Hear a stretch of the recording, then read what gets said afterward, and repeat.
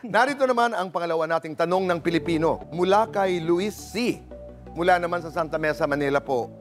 Bagong graduate ako at first job ko itong trabaho ko ngayon. Totoo bang wala akong karapatang magsumbong sa DOLE kung hindi pa ako regular? So, hindi po totoo na porke hindi kayo regular, hindi na kayo pwedeng magsumbong sa DOLE. Ano po?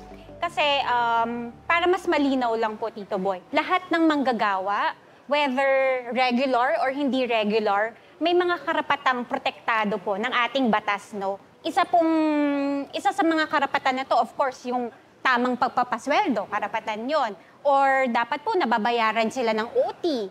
Or hindi po sila pwedeng ma-discrimina or maharas sa kanila pong trabaho. Or pwede rin pong pumasok na dapat safe and healthy yung working environment nila, no? So, pag ganun po, hindi po ibig sabihin na bagong graduate, hindi pa regular, hindi na sila protektado ng batas at wala silang magagawa. So, pwedeng magsumbong sa DOLE. Maraming salamat, Atty. Marian. So, klaro po ang sinasabi natin dito.